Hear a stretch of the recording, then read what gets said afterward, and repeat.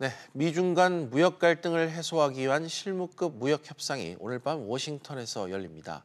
약 3개월 만에 재개된 무역 협상에서 극적인 타결을 이룰지 제재와 보복의 응수가 계속될지 이야기 나눠보겠습니다. 조용찬 미중산업경제연구소장과 함께하겠습니다. 소장님 어서 오십시오. 예, 안녕하십니까? 네.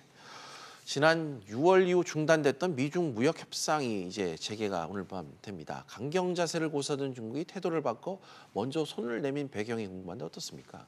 아무래도 목마른 사람이 운물을 판다고요. 예. 내후 외환에 빠져 있는 중국 같은 경우에는 아무래도 이런 상태로 뒀을 경우에는 중국 경제 무기력증이 좀 더 심화될 것으로 보고 있습니다. 이 때문에 시진핑 국가 주석 같은 경우에는 실무 협상팀을 꾸려서 미국과 협상하라고 좀 측근들에게 주문했는데요. 갑작스럽게 그 대화 분위기로 돌아선 것은 아무래도 8월 중순에 끝났던 베이다허 회의에서 당 원로들이 시진핑의 강국 외교 통상 전략과 관련해서 수정을 요구했다고 합니다. 앞으로 미국과 관련해서는 전략상 겸손이라든지 수비 자세로 궤도를 수정한 것으로 보여지고요. 두 번째로는 미중 간의 수익 금액 차가 3배가 되기 때문에 현재 실탄 부족으로 인해서 반격 카드가 한계 드러나고 있다고 합니다. 시간이 끌수록 중국의 유리한 타협점을 찾기 어려워졌다는 점도 시진핑의 초조증을 좀 불러일으켰고요. 미국 같은 경우에는 관세 전쟁에 이어서 투자 규제, 첨단 ICT 제품에 대한 유출 금지, 그리고 환율 전쟁과 같은 전방위적 대중국 압박 카드를 꺼낼 것으로 보여지기 때문에 시진핑 국가 주석 입장에서는 미중 관계 개선을 상당히 좀 시급하게 다뤄야 될 사안으로 지금 등장이 됐다고 합니다. 예, 뭐 지금 입장에서 궁금한 건 중국이 과연 미국에 갖고 갈 그 양보안, 이 보따리가 어떤 내용이 좀 담겨 있을지 아니겠습니까? 어떤 내용이 지금 거론되고 있죠? 네, 실무 협상팀은 아무래도 차관급으로 꾸려지게 되는데요. 이 때문에 양보안에는 대미, 무역 적자 감소, 그리고 관세 인하, 그리고 미국 기업에 대한 기술 이전 요구 폐지, 그리고 외국 기업에 대한 시장 접근 개선을 시키고 위해나 약세 대책이 포함되어 있는 것으로 알려지고 있습니다. 또한 미중 양국이 정상회담 개최를 위한 노름의 잡성도 이 팀에서 하게 되는데요. 이제 문제는 중국 측이 그 양보하는 안이 미국이 원하는 정도의 그 속도라든지 질적 개방에 크게 못 미치고 있다는 겁니다. 이 때문에 중국과 관련해서는 미국이 중국 제조 2025 그리고 우주 강국의 꿈, 중국 서진 정책, 1대1과 같은 중한 민족의 그 부활 전략이 어느 정도 차질을 빚을 수 있을 정도의 강한 압박을 할 것으로 보여진다는 점에서 앞으로 타결이 그렇게 쉽지는 않을 것으로 보여집니다. 네, 중국이 무역 전쟁을 막기 위해서 양보안을 이렇게 갖고 가는 만큼 양국 간 무역 전쟁은 이제 휴전에 들어갈 것 아니냐, 뭐 이런 관측도 나오고 있는데 어떻게 보고 계십니까? 네, 약간 3개월 만에 협상이 재개됐는데요. 실무 협상팀이 극적인 타협점을 찾는다면은 아무래도 보복 관세 제재 발동이 일시 중단할 될 것으로 보여지고요. 또한 그 보복 관세 시기도 연기될 가능성이 있습니다.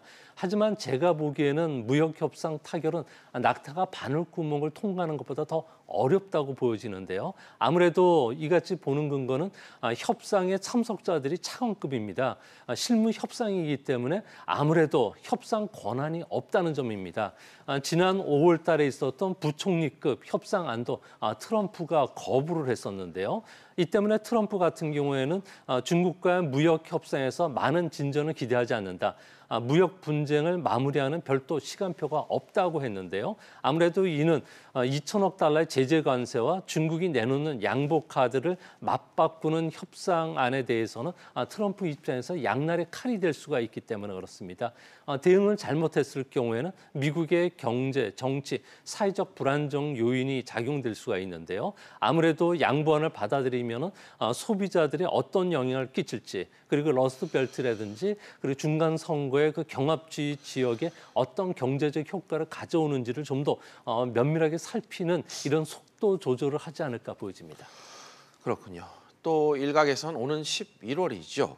그 APEC 또 G20 회의 같은 그 연쇄 다자 회의에서 무역 갈등을 해소하기 위한 로드맵을 짜고 있다. 뭐 이런 이야기도 좀 들리고 있는데 12월로 시계가 좀 늦춰질 가능성도 있는 겁니까? 네, 현재 그 미국 같은 경우에는 아무래도 속도 조절에 들어가고 있기 때문에 12월 그 해외에서 협상하는 안도 지금 부각이 되고 있다고 합니다. 무역 전쟁의 승기를 잡은 트럼프 같은 경우에는 아무래도 중국의 진빼기 작전을 할 것으로 보여지는데요. 위안화 절상뿐만 아니라 시장 경쟁을 훼손하는 중국 제조 2025와 관련된 철폐, 그리고 2년 내 대미 무역 흑자 2천억 달러 축소, 그 지적재산권 보호를 위한 법률 제정을 요구를 하고 있는데요. 미국은 중국의 양보함보다는 아무래도 미국의 강경책을 계속 지켜 나가는 그런 모습을 보여주고 있습니다. 트럼프 대통령 입장에서는 중간 선거와 미중 정상회담이 좀 겹쳐져 있기 때문에 아무래도 미루는 게 좀 낫지 않을까 보여지고요. 또 트럼프 입장에서는 11월 중간 선거 뒤에는 대선이 있기 때문에 앞으로 중국과 관련해서는 WTO 제소, 환율 감시 대상국 지정이라든지 대미 투자 규제안과 같은 여러 가지 카드로 중국을 좀 압박할 것으로 보여집니다. 네. 중국의 유화적인 제스처에도 이 승기를 잡은 미국이 강경한 자세를 고수할 것이다. 이렇게 지금 계속해서 관측을 하고 계신데 그렇다면 트럼프 행정부 내에서 대중국 이런 강경 정책을 주도하는 칼 그리고 또 방패는 누굽니까? 아무래도 백악관 안에서 가장 영향력을 갖고 있는 무역 협상을 주도하는 사람은 아무래도 라이트 하이저 미국 무역 대표고요. 또는 대통령에게 무역 정책과 관련된 조언을 해주고 있는 나바로 무역제조정책국 국장입니다. 이뿐만 아니라 로스 상무장관도 이에 해당하는데요. 3대 기관 책임자들이 모두 대중국 강경파고요. 이들은 보수적인 성향을 갖고 있을 뿐만 아니라 큰 정부, 보호 무역주의 정책을 선호하는 인물이라고 합니다. 반면에 이들 같은 경우에는 불공정 무역이라든지 지적재산권 도용을 막기 위한 법률, 그리고 통상법 301조, 대미 투자 제한, 그리고 반도체 기술의 유출 금지를 주도를 하고 있는데요.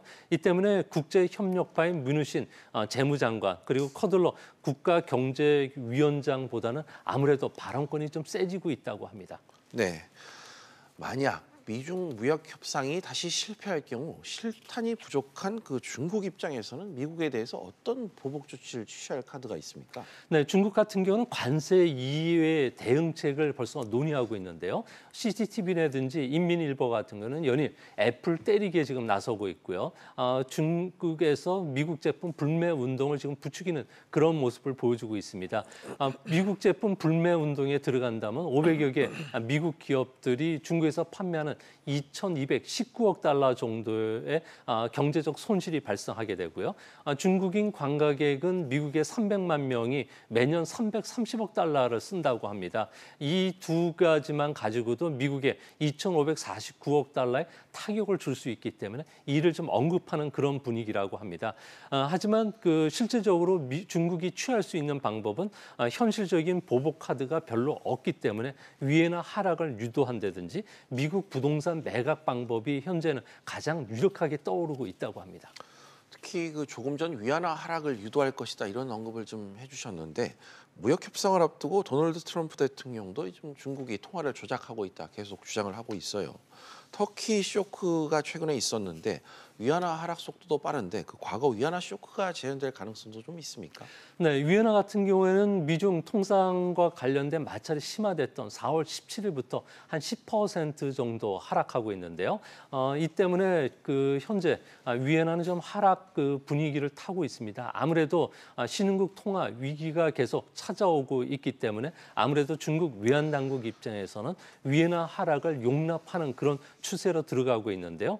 현재로서는 차이나 쇼크가 발생할 가능성은 낮다고 보여집니다. 아무래도 시장의 환율 조작 기능이 여전히 작동이 되고 있기 때문에 그런데요. 중국은 과도하게 위안화 변동을 하는 것을 억제하기 위해서 8월 3일부터 외환 선물 거래 준비금 비율을 0%에서 20%로 끌어올렸고요. 인민은행의 1년간 예치를 의무적으로 하기 때문에 투기 세력의 공격이 많이 줄어들고 있다고 합니다. 이 때문에 엄격한 외환 관리도 좀 쓰면서 2달 연속 외환 보유고도 올라가고 있는데요. 앞으로 자본 유출과 관련된 억제책 그리고 자본 유입 촉진책들을 쓸 가능성이 있기 때문에 앞으로는 외환 시장뿐만 아니라 주시장도 좀 점차 안정을 되찾지 않을까 보여집니다. 알겠습니다. 지금까지 조용찬 미중산업경제연구소장과 이야기 나눠봤습니다. 소장님 오늘 말씀 감사합니다.